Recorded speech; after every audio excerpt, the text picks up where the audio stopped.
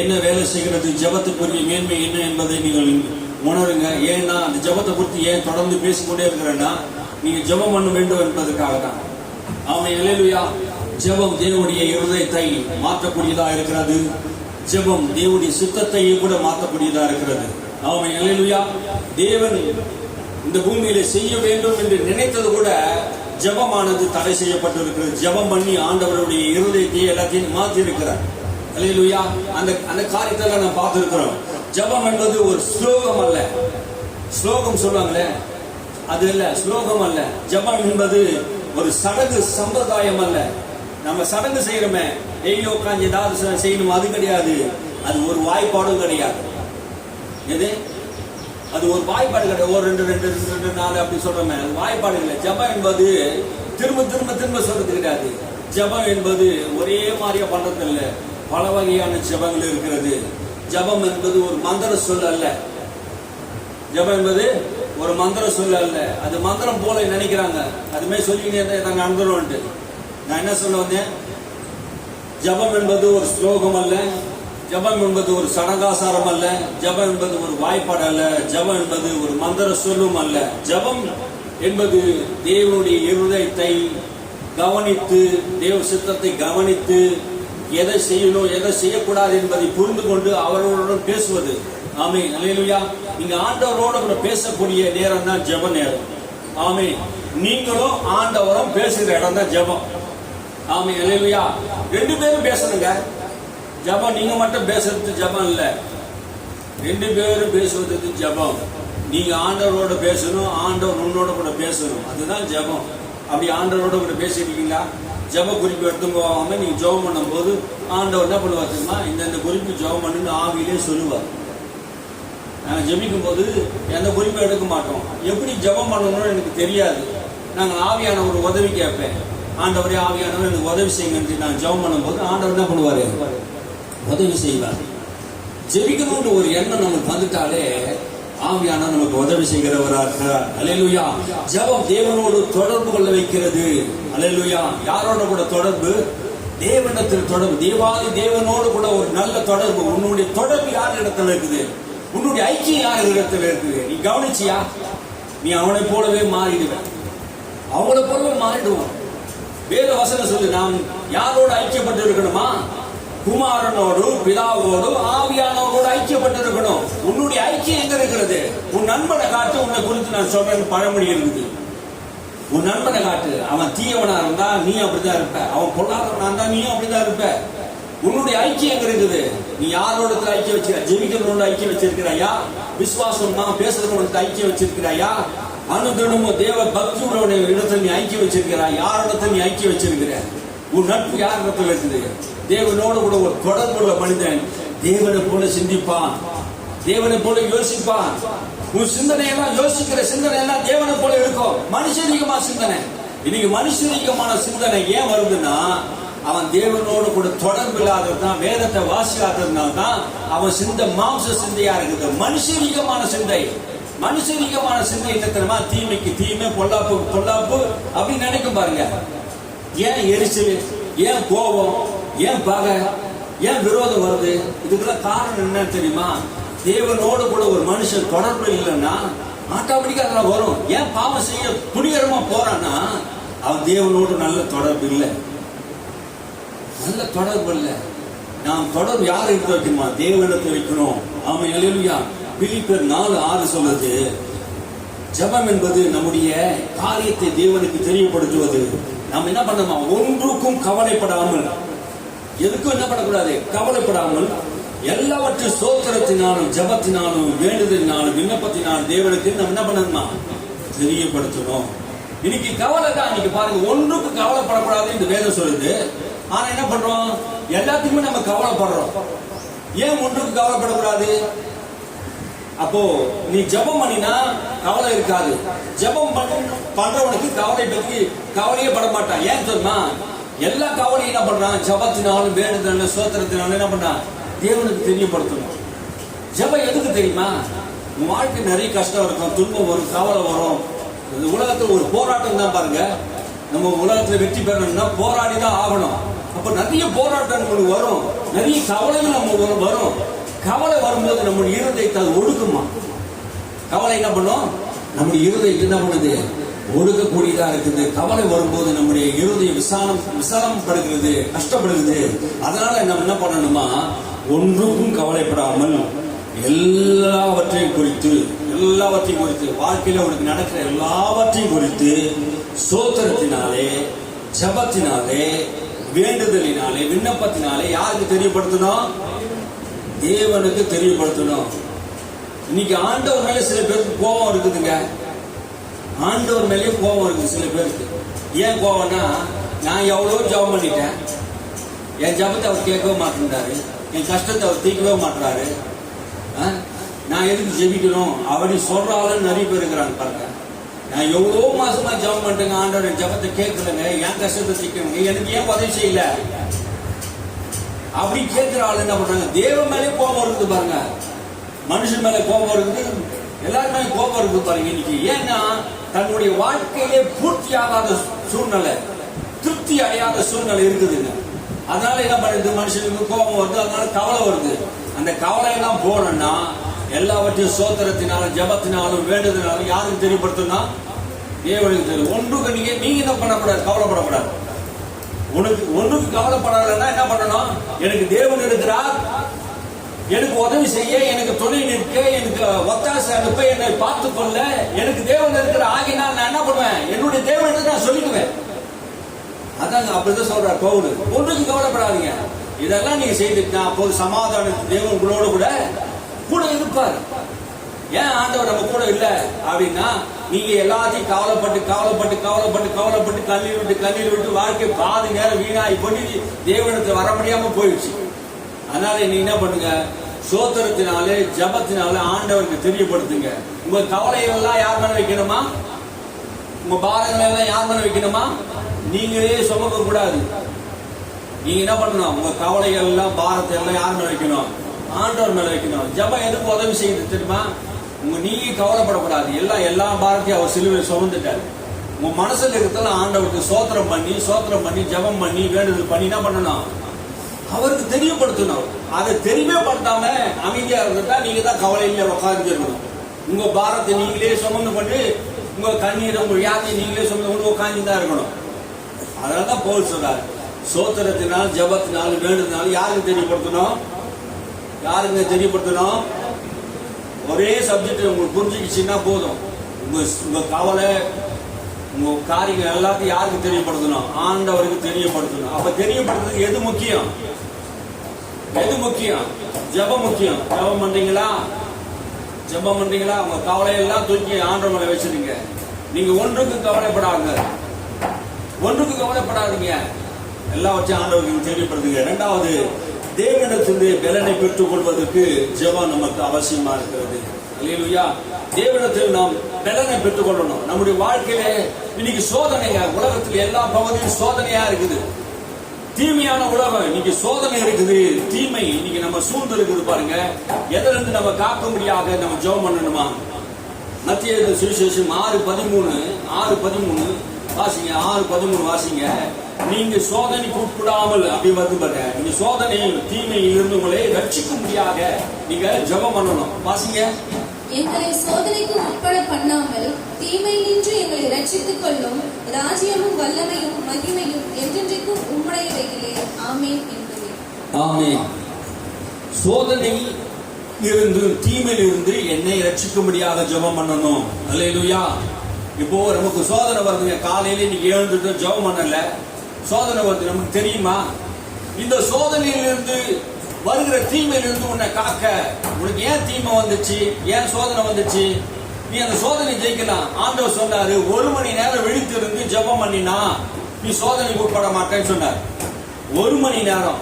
அப்போ 1 மணி நேரம் உன்னால ஜெபிக்க முடியும்னா உனக்கு சோதனை வரும், தீமை வருது. அப்போ கிறிஸ்துவ வாழ்க்கை வெற்றியாய் பரிசுத்தமான வாழ்க்கை வாழணும், தீமையிலிருந்து பத்திரமா காக்கப்படணும்னா நீ ஜெபம் பண்ணணும். ஆமென். அல்லேலூயா. நீ ஜெபம் பண்ணணும். அப்போ 1 மணி நேரம் விழுத்திராததுனால தான் இயேசு கிறிஸ்து என்ன பண்ணா, அவன் காட்டி கொடுத்தான். இவன் யாரும் தெரிஞ்சு சொல்லிட்டான், மறுதளிச்சிட்டான், பயம் வந்துடுச்சு. உயிருக்கு பயப்படுறான் பேதுரு. ஏன் பயம் வருது? அவன் ஜெபிக்கல. 1 மணி நேரம் அவன் ஜெபம் பண்ணி இருந்தானா அந்த சோதனை அவனுக்கு நேரிட்டு இருக்காது. இப்போ நமக்கு வருது, சோதனை வருது, நண்பர் மூலமா சோதனை வருது. வாடா மச்சான் கூடுவான், வாங்க போலான்னுவான், அங்க போலாம் இங்க போலான்னு கூடுவான். கூட்டு போயிட்டு என்ன பண்ணுவான், நம்மள வாடா பாத்துக்கலாம் வாடா பாத்துக்கலாம் அப்படி கூட்டு போயிட்டு நம்மள என்ன பண்ணுவான், வாழ்க்கையை நாசம் பண்றதுக்கு நண்பர் தான். நண்பர் நல்ல நண்பர்களா கூடணும். ஆமென், அல்லேலூயா. நல்ல நட்பு வச்சுக்கணும். பாருங்க, நல்ல நட்பு வைக்கலன்னா நம்முடைய வாழ்க்கையில தீமையா போயிடும். ஆமென், அல்லேலூயா. உங்களுக்கு சரியான ஆள் நடத்தினானா உங்களுக்கு சோதனை வராது.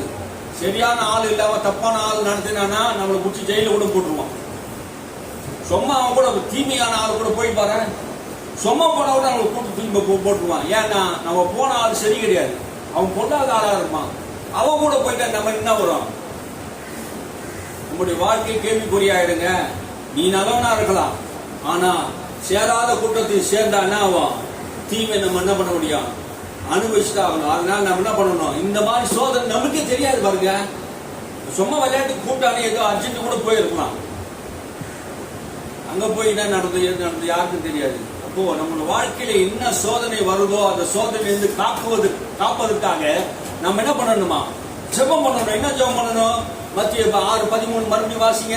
சோதனை எப்படி ஜெபம் பண்ணுங்க, டக்குன்னு வாசிங்க.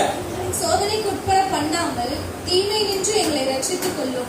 சோதனைக்கு உட்படாமல் தீமையிலிருந்து ரட்சித்துக் கொள்ளும். வசனம் வாசிக்கிறவங்க அது வசனத்து மேல கவனமா இருக்கணும். சொல்றதுக்கு முன்னாடி வசனம் வாசிக்கணும், வாசிக்கணும் டக்குன்னு.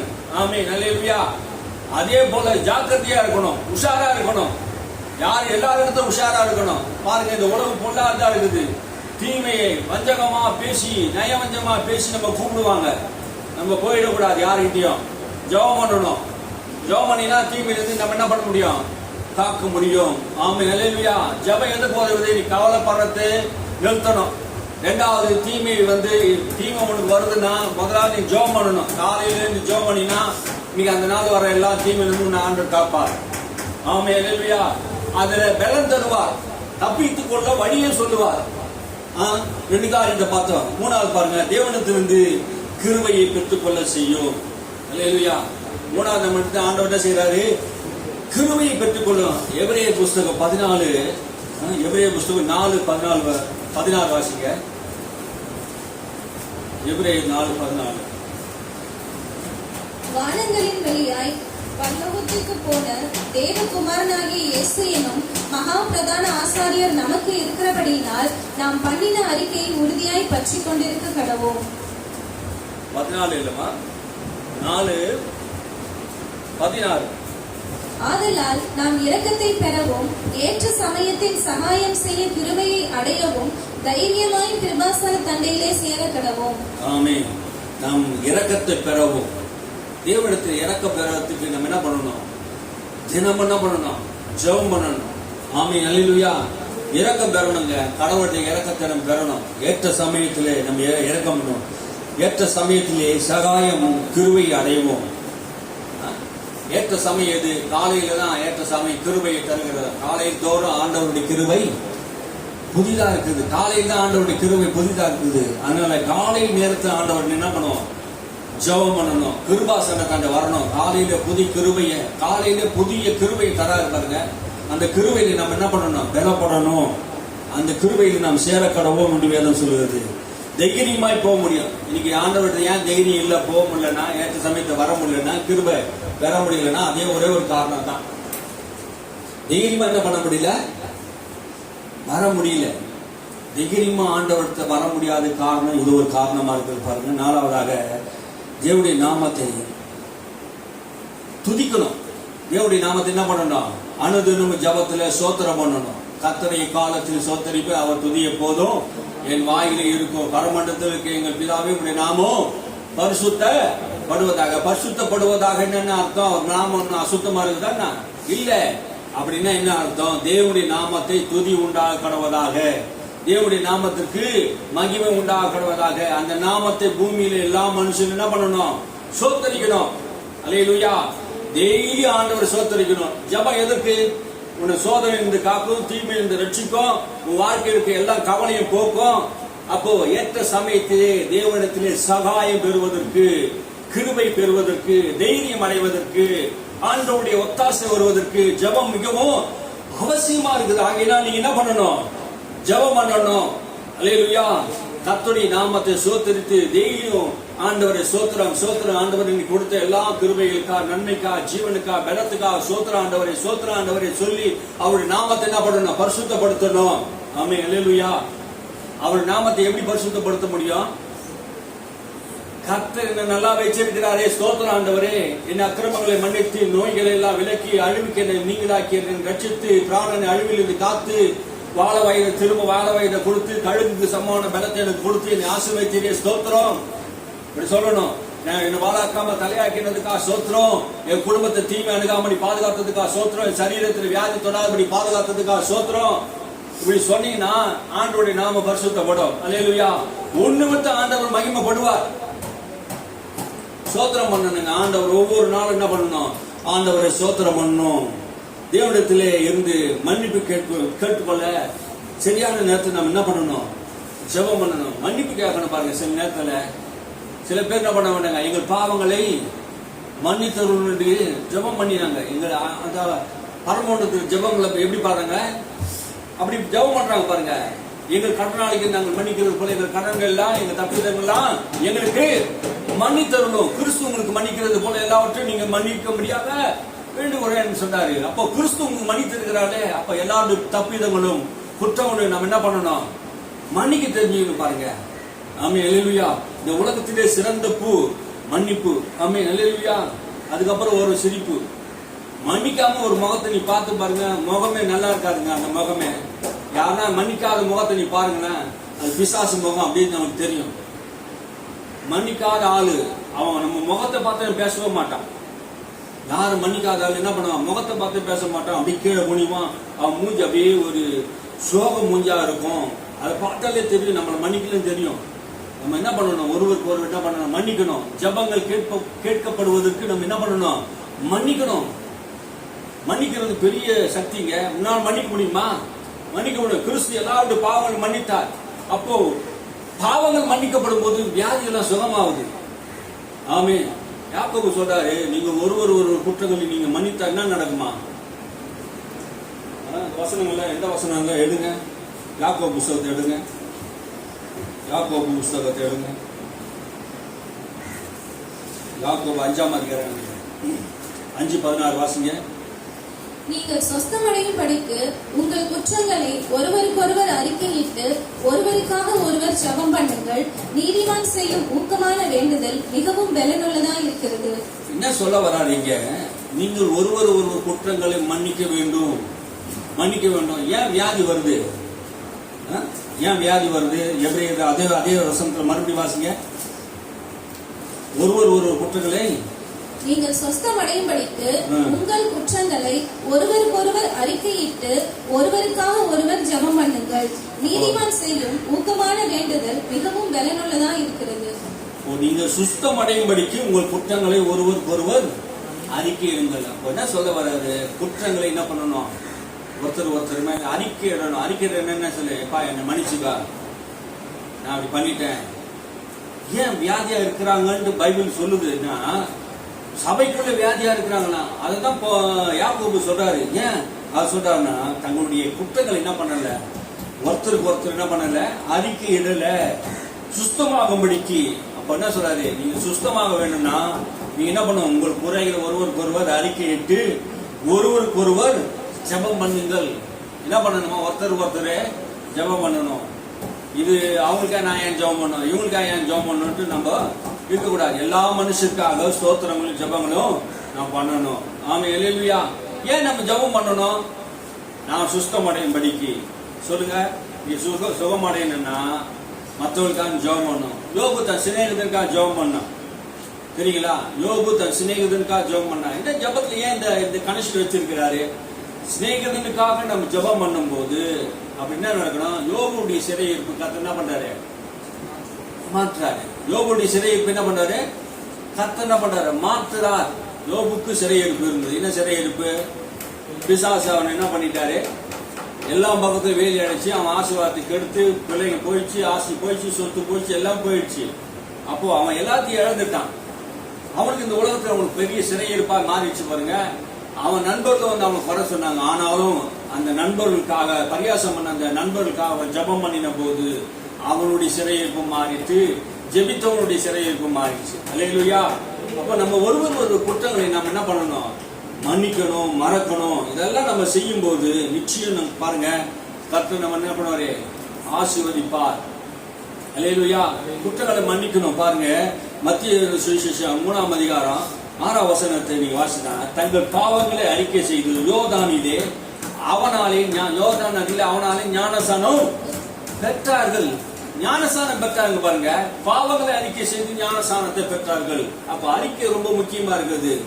அப்போ ஒரு இந்த வசனம் என்ன சொல்ற? சுத்தமடையும் வரைக்கும் ஒருவருக்கு ஒருவர் ஜெபம் பண்ணுங்கள்.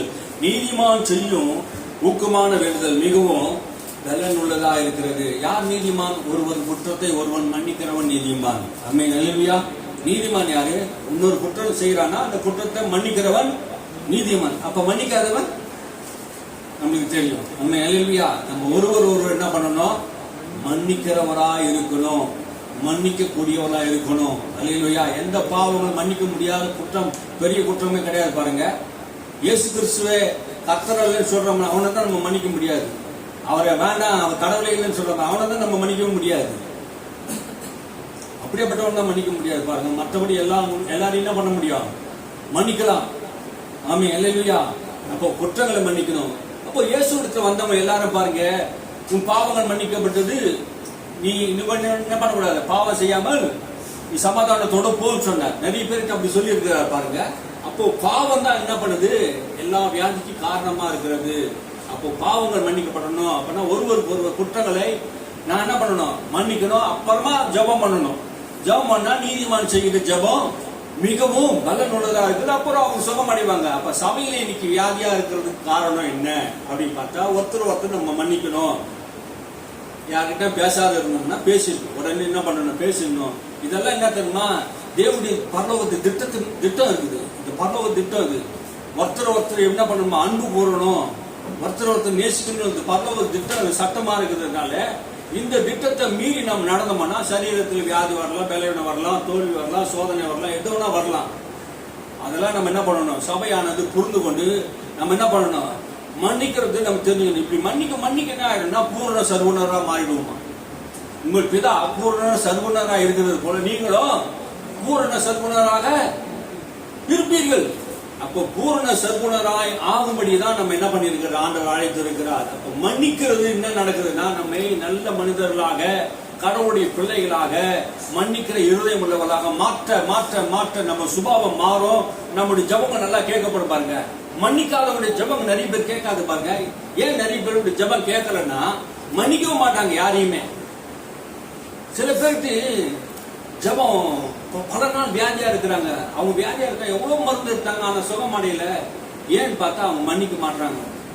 அப்போ சில ஊழியக்காரங்க சொன்னாங்க, நீ யாருன்னா மன்னிக்கலன்னா இப்போ இந்த நேரத்தில் நான் ஜபம் பண்ற நேரத்தில் மன்னிச்சுடு, கடவுள் ஒன்று சுகமாக்கிறான்னு சொல்லி எத்தனையோ ஊழியக்காரர் பேசியிருக்கிறா பாருங்க. அப்போ நம்ம என்ன பண்ணணும்? வியாதியா இருக்கக்கூடாது, சுகமா வாழணும், நல்ல ஆரோக்கியமா இருக்கணும்னா நம்ம என்ன பண்ணணும்? ஜபம் பண்ணணும். அல்லேலூயா. நம்ம ஜபிக்கிறவளா இருக்கணும். பாருங்க, ஒருத்தன் சீமோன் என்கிற ஒருத்தன் மாயவித்தைக்காரன் சமாரியா பட்டணத்தில் பெரியவனா தன்னை காண்பித்துக் கொண்டிருந்தான். அந்த பட்டணத்தில் பிலிப்பு போய் சுவிசேஷத்தை அறிவித்தவனாலே, பெரிய அற்புத அடையாளம் செய்ததுனாலே அந்த பட்டணத்தில் பெரிய ரட்சிப்பு உண்டாயிடுச்சு. அந்த பட்டணத்தில் பேதுரு மற்ற அப்போஸ்தலரும் போய் என்ன பண்ணாங்க? மக்களை போய் சந்திச்சு சுவிசேஷத்தை அறிவிக்கிறாங்க. அப்ப அறிவிக்கும் போது எல்லாரும் ஞானஸ்நானம் பெற்றுக் கொள்றாங்க. பரிசுத்த ஆவி பெறாதவர்கள் மேலும் அப்போஸ்தலர் கைகள் வைத்தாங்க, பரிசுத்த ஆவியை பெற்றாங்க பாருங்க. அப்படி பரிசுத்த ஆவியை பெற்ற போது இந்த மாய வித்தைக்காரன் அந்த ஊர்ல இருந்தான் பாருங்க. அந்த மாய வித்தை காட்டி தன்னை எல்லாருக்கும் முன்பாக பெரியவனா காட்டி இருந்தான் பாருங்க. அவனை ரட்சிக்கப்பட்ட மனம் திரும்பிட்டான். ஆனா அவனுக்குள்ள ஒரு பொல்லாத காரியம் பாருங்க. என்னன்னா, பேதுரு கை வச்சு ஜெபிக்கும் போது ஆவியானவர் தந்தோர்களை போடுறது போல, நான் கை வச்சு ஜெபித்தான் ஆவியானவர் தந்தோர்களை போடணும், தன்னை ஒரு பெரியவனா காட்டி கொள்ளணும்னு சொல்லிட்டு அந்த மதிப்பை நம்ம இழந்து கொள்ள கூடாதுன்னு சொல்லிட்டு பணத்தை கொண்டு வரான். யாருகிட்ட? பேதுருட்ட பணத்தை கொண்டு வந்து அந்த பணத்தை கொடுத்து என்ன பண்ண? கடவுளுடைய வரத்தை பெறுவதற்காக, கடவுளுடைய வரத்தை பெறுவதற்காக பணத்தை கொண்டு வந்து பேதுருட்ட கேட்கிறான். அப்போ நீ வாசிங்க அப்போஸ்தலர் நடவடிக்கை புஸ்தகம் 19ஆம் அதிகாரம் நினைக்கிறேன், 8ஆம் அதிகாரம். வாசிங்க. நான் எவன் மேல் என் கைகளை வைக்கிறேனோ அவன் பரிசுத்த ஆவியை பெறத்தக்கதாக எனக்கும் இந்த அதிகாரத்தை கொடுக்க வேண்டும் என்றான். பேதுரு அவனை நோக்கி, தேவனுடைய வரத்தை பணத்தினாலே சம்பாதித்துக் கொள்ளலாம் என்று நீ நினைத்தபடியால் உன் பணம் உன்னோட கூட நாசமாய் போக கடவுது. என்ன சொல்றாரு பேதுரு? என்ன சொல்ல வராது? பணத்தை கொடுத்து என்ன பண்ண முடியாது? தேவனுடைய வரத்தை, அந்த வரத்தை என்ன பண்ண முடியாது? உன்னால வாங்க முடியாது. உன் பணம் உன்னோட கூட நாசமா போகட்டும். இந்த உலகத்துல என்ன எதை கொடுத்தோம்னா பணம் இருந்தா பாதாள வரையும் பாயன்னு சொல்றாங்க. பணம் என்ன பண்ணும்? பாதாள வரையும் பாயன்றாங்க. பணம் இருந்தா எல்லாத்தையும் வாங்கலாம்னு சொல்றாங்க. ஆனா பேதுரு என்ன சொல்றாரு? பணத்தை, தேவனுடைய வரத்தை என்ன பண்ண முடியாது? வாங்க முடியாது. அப்ப என்ன பண்றான்? பணம் வச்சிருந்தா எதையும் வாங்கலாம் என்ற ஒரு தப்பான எண்ணம் யாருக்கு இருந்தது? அந்த மாய வித்தைக்காரன் சீமோனுக்கு இருந்ததுபடினாலே அவன் பணத்தை கொண்டு வந்தா பேதுரு அப்போ சொல்ல இந்த பணத்தை வாங்கிட்டு வரத்தை கொடுத்துருவாங்கன்னு நினைச்சிட்டாங்க. தப்பான எண்ணம் பண்றான் அவன். இன்னைக்கு வரத்தை வைத்துக்கிட்டு என்ன பண்றாங்க? பணம் சம்பாதிக்கிற ஒரு கூட்டம் இருக்குது பாருங்க. வரத்தை வச்சு ஆண்டவர் எதுக்கு வரத்தை கொடுக்கிறாரு? பணம் சம்பாதிக்கிறதுக்கா? இல்லங்க, பணம் சம்பாதிக்கிறதுக்காக தேவன் வரத்தை கொடுக்கல. எதுக்காக வரத்தை கொடுத்தா? ஏழ்மையில் இருக்கிற மக்கள், பாவத்தில் இருக்கிற மக்கள், நோயில் இருக்கிற மக்கள் இலவசமா விடுதலை செய்வதற்காக அந்த வரங்கள் தேவன் மனிதனுக்கு கொடுத்தார். எதற்காக கொடுத்தார்? அன்புள்ளவனுக்கு தான் கொடுக்க முடியும். இது மாதிரி காசு சம்பாதிக்க கொடுத்தா என்ன நடக்கும்? அவன் வச்சு இந்த வரத்தை வச்சு என்ன பண்ணுவான்? காசை தான் சம்பாதிக்க பார்ப்பான். நீங்க ஏன் அநேகருக்கு வரம் கொடுக்கப்படலன்னு கேட்டீங்கன்னா, அதை வச்சு என்ன பண்ணுவான்? காசு சம்பாதிச்சிடும் சொல்லித்தான் பணம் வரத்தை கொடுக்கறது கிடையாது. நீ பேர் நிறைய பேர் தீர்க்கதரிசி, கோயிலரசி சொல்லின்னு இருக்கிறான். ஒரே வாயை தந்தா பொய்யா சொல்லின்னு இருக்கிறான். வேதத்தை நீங்க வாசிங்க, வேதத்தை வாசிங்க. கடவுளுடைய வார்த்தை இதுல இருக்குது. வாயை தந்தாலே பொய்யா சொல்லின்னு தெரிஞ்சுன்னு இருக்கிறான் ஊருக்குள்ள. அப்படியே இப்படி வரன்னு சொல்லி வர எனக்கு தீர்க்க தரிசனம் வர, அந்த வர இந்த வரலாம் இருக்குன்னு சொல்றான். ரைட்டு, அவன் எப்படி இருப்பானா? உண்மையா இருப்பான். ஆமா, இல்லையா? அது வாசிங்க. உன் இருதயம் தேவனுக்கு முன்பாக செம்மையாயிராதபடியினால். அப்போ தேவனுக்கு முன்பாக அவனுடைய இருதயம் எப்படி இருக்குது? செம்மையா இல்ல. ஆண்டவர் எதை பார்க்கிறார் என்றால் நம்முடைய இருதயத்தை தான் பார்க்கிறார். மனுஷன் நம்ம முகத்தை பார்ப்பான், ஆனா ஆண்டவர் பார்க்கிற பார்வையே வேறதான். சாமுவேல் பார்த்த பார்வை வேறதான், ஆனா தேவன் பார்த்த, தாவீதை பார்த்த பார்வை வேறதான். ஆமா, இல்லையா? மனுஷன் முகத்தை பார்க்கிறான். நீ திடகாத்திரமா இருக்கிறியா, பலனா இருக்கிறியா, பணம் உள்ளவனா இருக்க, படிப்பறிவு உள்ளவனா இருக்கியா பார்க்கிறான். ஆனா ஆண்டவர் அப்படி பார்க்கறது இல்ல. உன் இருதயம் செம்மையா இருக்குதா? அல்லேலூயா. நம்முடைய இருதயம் செம்மையா இல்ல. அதனாலதான் அவன் சொல்றாரு, உன் இருதயம் தேவனுக்கு முன்பாக செம்மையா இராதபடினாலே இந்த விஷயத்தில் உனக்கு பங்கும் இல்லை, பாகமும் இல்லை. உனக்கு என்ன பண்ணுறது? எந்த ஒரு உறவும் கிடையாது, ஒட்டும் கிடையாதுடா. நீ ரட்சிக்கப்பட்டு இருக்கலாம், ஆனா தேவனுக்கு ஏற்ற இருதயம் உனக்கு வேணும். நல்ல இருதயம் நமக்கு வேணும். பாருங்க, மன்னிக்கிற இருதயம் வேணும். தப்பாக தேவனை புரிந்து கொள்ளக்கூடாது. பணத்தை வைத்து எதையும் வாங்க முடியாது. பாருங்க, ரட்சிப்ப பணத்தை கொடுத்து வாங்க முடியுமா? தேவன் கொடுப்பது இலவசமா கொடுத்திருக்கிறார். இந்த உலகத்தில் மிகப்பெரிய கோடீஸ்வரன் இந்த உலகத்தையும் வித்து கொடுத்தாலும் அந்த ரட்சிப்பை யாராலும் வாங்க முடியாதுங்க. தேவன் கொடுக்கிற இந்த ரட்சிப்பை, இலவசமா கொடுக்கிற இந்த ரட்சிப்பை எல்லாருக்கும் ஆண்டவர் கொடுக்கிறாரு. ஆனா இந்த இலவசமா கொடுக்கிற இந்த ரட்சிப்பின் மகிமையை யாருக்கும் புரியாதுன்னா அற்பமா என்றதுனால்தான் என்ன பண்றாங்க? அதை இயேசுவை வானான்னு சொல்றாங்க. இயேசுவை வானான்னு அர்த்தம், ரட்சிப்பேருக்கு வானான்ற அர்த்தம். அது எந்த மனிதனா இருந்தாலும் சரி, ஆமா, அம்பானியா இருந்தாலும் சரி, அதானியா இருந்தாலும் சரி, இந்த தேசத்து பிரதமரா இருந்தாலும் சரி, உலகத்திலே தலை சிறந்த ஞானியா இருந்தாலும் சரி, எவ்வளவு கோடி கோடியான பணத்தை இருந்தவனா இருந்தாலும் சரி, இயேசு இல்லாம அவனுக்கு ரட்சிப்பு இல்லை. ஆமே, இல்லையா? ரட்சிப்பே கிடையாதுங்க. இலவசமா தராரு. யாருமே விலை கொடுத்து வாங்க முடியாத ரட்சிப்பு, பாவ மன்னிப்பு, மீட்பு, நித்திய ஜீவன், பரிசுத்த ஆவி, பாவ மன்னிப்பு, இதெல்லாம் ஆண்டவர் கிருபையா தராரு. இதை இலவசமா தரத்துன்னு அற்பமா என்றாங்க சில பேரு. பாவ மன்னிப்பா அது எப்படி உண்டாகும்? கிண்டல் அடிக்கிறாங்க ஒரு கூட்டம். எவ்வளவுனா பாவம் செய்தா ஆண்டவர் மன்னிச்சிருவாரா? அப்படி ஒரு கூட்டம், கிண்டல் அடிக்கிற கூட்டம் இருக்கு பாரு. நீ பாவம் செய்யும்படியாக ஆண்டவர் அழைக்கல, பாவத்திலிருந்து மனம் திரும்பும்படியாக அந்த ரட்சிப்பு தரார். அல்லேலூயா. எவ்வளவு கோடி கோடியாக பணம் வைத்திருந்தாலும் இந்த ரட்சிப்பை யாராலும் விலை கொடுத்து வாங்க முடியாது. ஏனென்றால் இது விலையேறு பெற்ற ரட்சிப்பு. அல்லேலூயா. இது விலையேறு பெற்ற ரட்சிப்பு. இந்த ரட்சிப்பை எந்த மனிதனும் வாங்க முடியாது. தேவனுடைய வரத்தையும் தேவனுடைய ரட்சிப்பையும் தேவனுடைய அனுக்கிரகத்தையும் தேவனுடைய கிருபையும் எந்த மனுஷனும் விலை கொடுத்து வாங்க முடியாது என்பதை உணரணும். பாருங்க, உங்கள் இருதயம் செம்மையா இருக்கணும். ஆமென். வாசிங்க. ஆகையால் நீ உன் துர்குணத்தை விட்டு மனம் திரும்பி தேவனை நோக்கி வேண்டிக் கொள். ஒருவேளை உன் இருதயத்தின் எண்ணம் உனக்கு மன்னிக்கப்படலாம். அப்ப மன்னிக்கப்படலாம்.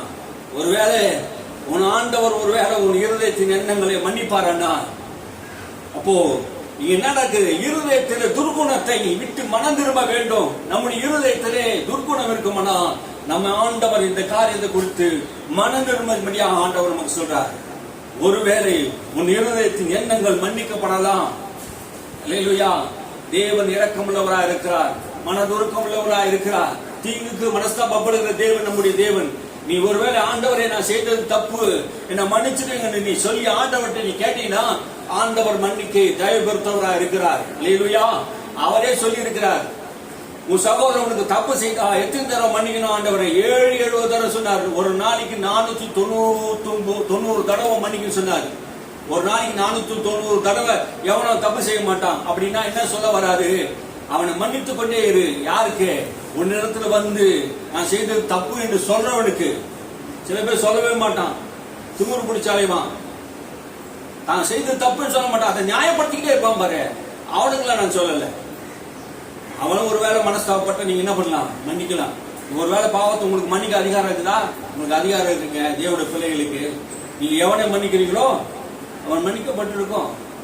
எவனை ஆசீர்வதிக்கலாம் அவன் ஆசீர்வதிக்கப்பட்டிருப்பான். ஒரு வீட்டுல போய் சமாதானத்தை சொன்னா சமாதானமா இருப்பாங்க. நீங்க ஒரு வீட்டை கால வைக்கும் போது உங்களுக்கு சமாதானம் உண்டாகும் சொன்னா அந்த குடும்ப சமாதானம் உண்டாகும். உனக்கு சுகம் உண்டாகும் சொன்னா சுகம் உண்டாகும். ஏன்னா நீங்க கடவுளுடைய பிள்ளைங்க. ஆமென். அல்லேலூயா.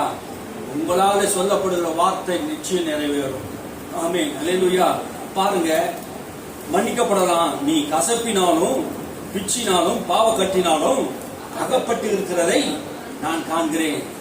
இந்த பேதுருடைய வாழ்க்கையில் நீங்க கவனித்து பார்த்தீங்கன்னா ஒரு மனிதனுக்குள்ள இருக்கிறதை என்னது என்பதை அவன் அறிந்து கொள்கிறான். ஏனென்றால் அவன் பரிசுத்த ஆவியினால் நிரப்பப்பட்ட ஒரு மனிதனா இருந்தான். பேதுரு எப்படி இருந்தான்? பரிசுத்த ஆவியினால் நிரப்பப்பட்ட மனுஷனா இருந்தான்.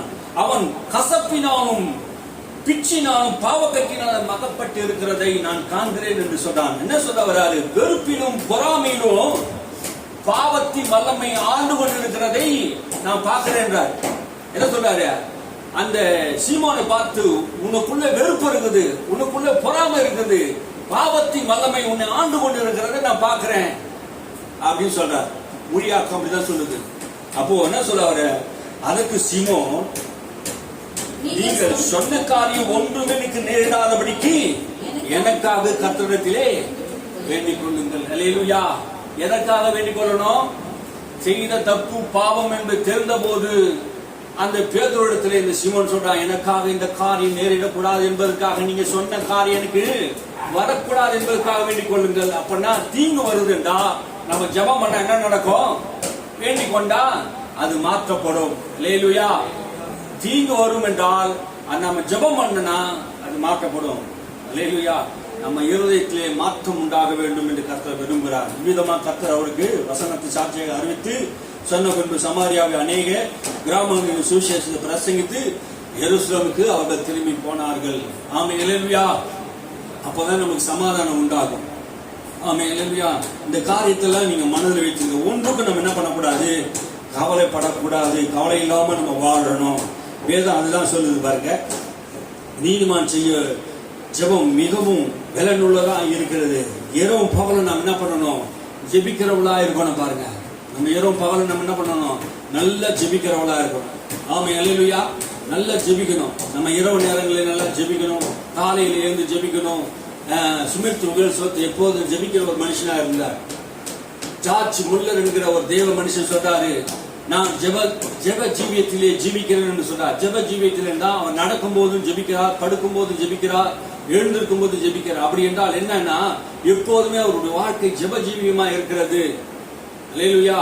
நம்முடைய வாழ்க்கை எல்லா பகுதியிலும் நாம் ஜெபிக்கிறவளா இருக்கணும். எல்லா பகுதியும் ஜெபிக்கணும். நீங்க உங்க வாழ்க்கையை நீங்க கவனிச்சு பாருங்க. நீங்க எங்க இருக்கிறீங்க தெரியும். நீங்க எங்க இருக்கிறீங்க தெரியும். மோசேவே அந்த நாட்களில் பார்த்தா எப்ப பார்த்தாலும் எங்க இருப்பாரு? சீனாய் மலையில கர்த்தருக்கு முன்பாக நிற்பார். அல்லேலூயா. அங்கே ஆண்டவர் உபவாசம் பண்ணி 40 நாள் உபவாசம் பண்ணி ஜெபம் பண்ணி கர்த்தருடைய கற்பனை எல்லாம் கொண்டு வருவாரு. மோசே எப்போதும் தேவ சமூகத்தில் காத்திருக்கிற மனுஷனா இருந்தான். எலியாவை நீ பார்க்க போனா எப்போதும் பார்த்தா கர்மேல் பர்வதத்து மேல இருப்பார். கர்மேல் பர்வதம் தான் அவருக்கு ஜெபம் வீடா இருந்தது பாருங்க. எப்போ பார்த்தாலும் கர்மேல் பர்வதத்துக்கு போயிடுவார், ஜெபம் பண்ணுவார். தான் முழங்கால் குப்புற ஜெபம் பண்ணுவார்.